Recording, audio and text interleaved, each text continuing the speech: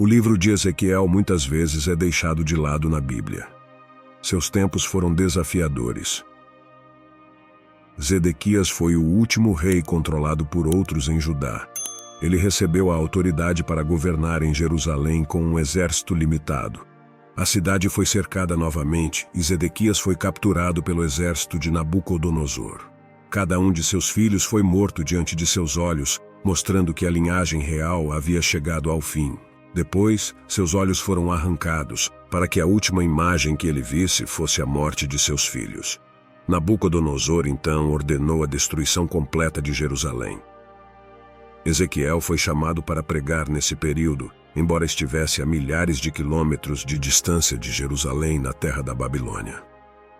A canção espiritual tradicional de Dry Bones possui uma melodia cativante, mas aborda um renascimento em um cemitério. Ela se baseia na visão de Ezequiel do Vale de Ossos Secos dada pelo Senhor. Deus desejava oferecer esperança desesperadamente necessária ao seu povo escolhido. Por conta de sua maldade, o Senhor permitiu que Nabucodonosor invadisse e conquistasse a terra deles. O povo foi capturado na terra exótica e distante da Babilônia, e eles estavam desanimados. A visão do vale repleto de ossos secos se refere principalmente aos filhos de Israel, mas também traz implicações práticas para nossas vidas. Ezequiel capítulo 37, versículo 1 e 2. A mão do Senhor estava sobre mim, e por seu espírito, ele me levou a um vale cheio de ossos. Ele me levou de um lado para outro, e pude ver que era enorme o número de ossos no vale, e que os ossos estavam muito secos. Deus se manifestou a Ezequiel por meio de uma visão de um vale cheio de ossos secos. A localização de Ezequiel permaneceu a mesma, mas uma sensação interior vívida o levou a imaginar-se em um vale repleto de ossos. A secura dos ossos indicava que eles haviam permanecido ali por um longo período, sugerindo que o vale já esteve cheio de vida, mas que agora estava abandonado. O propósito do Senhor era impactar profundamente a mente e o espírito de Ezequiel diante da situação desoladora. Se não estivermos atentos, nossos lares podem se desintegrar em uma pilha de ossos secos. Quanto mais negligenciarmos as palavras de Deus e as regras familiares, maior será a probabilidade de elas se transformarem em um esqueleto.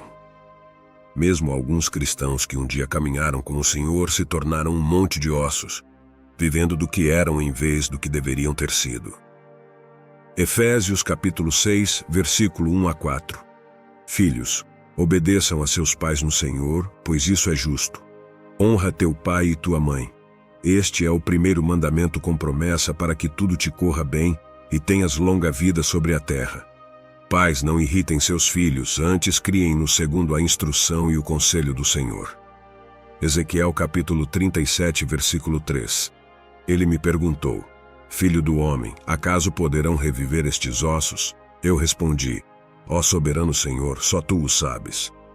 Ezequiel respondeu à pergunta divina sobre a viabilidade de vida nos ossos, afirmando que somente o Senhor tinha certeza. De acordo com Ezequiel, a situação parecia impossível. Ao considerarmos o significado daquele dia, também podemos refletir sobre os tempos futuros. Se almejamos presenciar um renascimento espiritual, dependerá do Senhor trazê-lo à realidade, assim como ele fez nos dias de Ezequiel. No entanto, Deus é capaz de concretizar tudo o que deseja. Ele é o Deus do inimaginável. Lucas capítulo 18, versículo 27. Jesus respondeu: O que é impossível para os homens é possível para Deus. Ezequiel capítulo 37, versículo 4 a 8. Então ele me disse: Profetize a estes ossos e diga-lhes: Ossos secos, ouçam a palavra do Senhor. Assim diz o soberano, o Senhor, a estes ossos: Farei um espírito entrar em vocês e vocês terão vida. Porei tendões em vocês e farei aparecer carne sobre vocês e os cobrirei com pele. Porei um espírito em vocês e vocês terão vida. Então vocês saberão que eu sou o Senhor.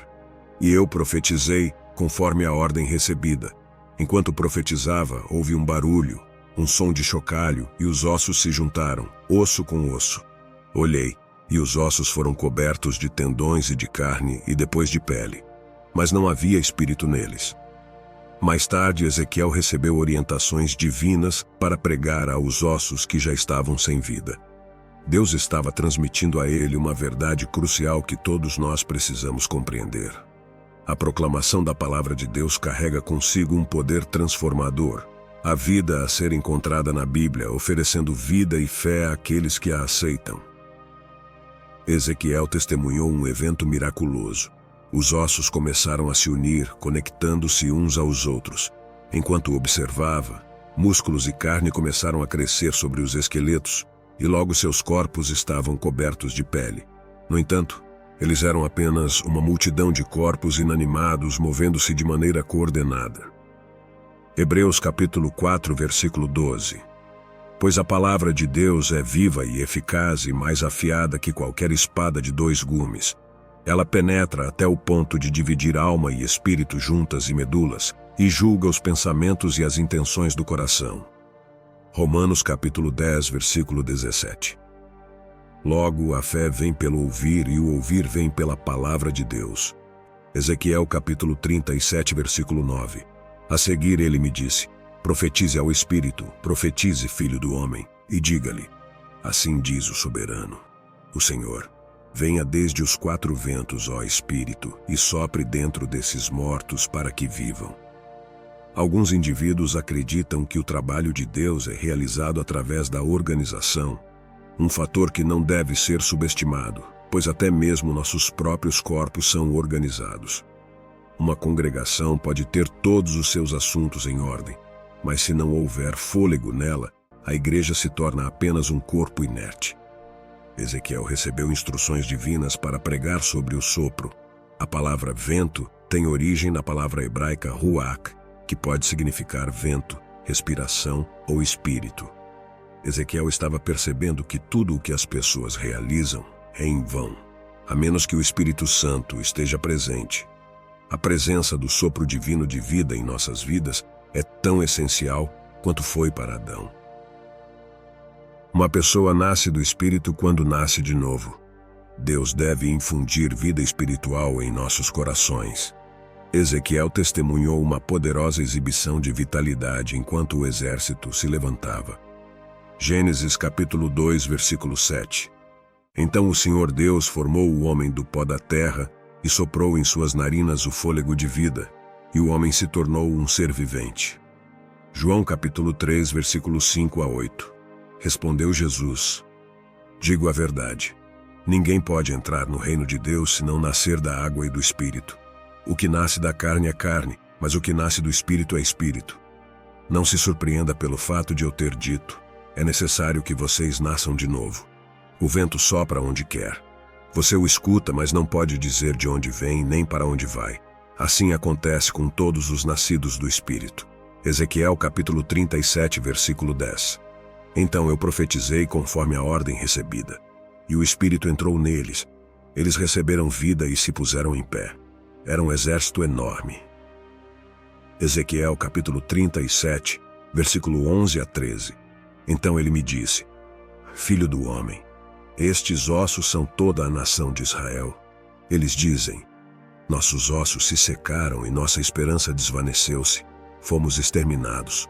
Por isso profetize e diga-lhes: assim diz o soberano, o Senhor: ó meu povo, vou abrir os seus túmulos e fazê-los sair. Trarei vocês de volta à terra de Israel. E quando eu abrir os seus túmulos e os fizer sair, vocês, meu povo, saberão que eu sou o Senhor. A revelação se tornou clara e Deus iluminou o seu significado inspirador. Os israelitas haviam perdido toda a esperança, mas Deus lhes prometeu que experimentariam uma revitalização nacional.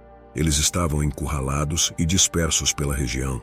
As pessoas pensavam que a situação era desesperadora, mas subestimaram o poder de Deus.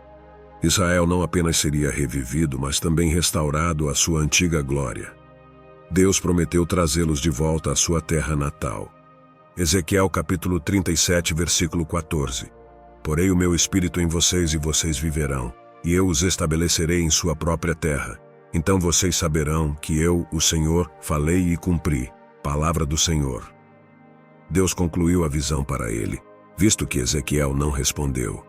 e então explicou a ele o que ela significava. Como ele iria trazer de volta à vida os ossos deslocados de Israel, que haviam perdido toda a vitalidade. A palavra e o Espírito seriam os meios pelos quais ele alcançaria esse objetivo. Foi revelado a Ezequiel que ele deveria profetizar sobre esses ossos. E ele foi instruído a dizer: ossos secos, ouçam a palavra do Senhor.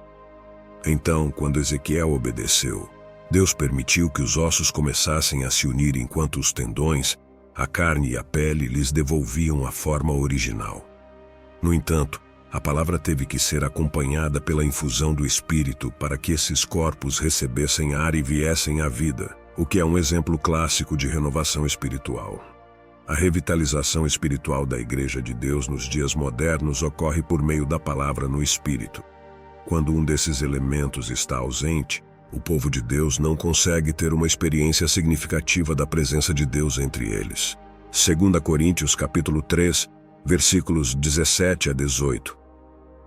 Ora, o Senhor é o Espírito, e onde está o Espírito do Senhor, ali há liberdade. E todos nós, que com a face descoberta contemplamos a glória do Senhor, segundo a sua imagem estamos sendo transformados com glória cada vez maior, a qual vem do Senhor, que é o Espírito. Conforme as Escrituras Sagradas, nossas transgressões e falhas nos deixaram tão inertes quanto um monte de ossos secos. No entanto, Deus nos enviou uma mensagem de esperança. Quando aceitamos Jesus Cristo como nosso Senhor e Salvador, Ele nos reviveu e nos trouxe de volta à vida. Agora é o momento de compartilharmos essa mensagem de esperança com aqueles que ainda estão espiritualmente mortos por causa de seus erros e violações. Se divulgarmos a mensagem e mantivermos em mente que dependemos do Espírito Santo para obter força e orientação, poderemos testemunhar um renascimento em um lugar antes desolado. Efésios capítulo 2, versículo 1. E ele vivificou vocês, que estavam mortos em delitos e pecados. Romanos capítulo 5, versículo 8. Mas Deus demonstra seu amor para conosco, em que, sendo nós ainda pecadores, Cristo ainda morreu por nós.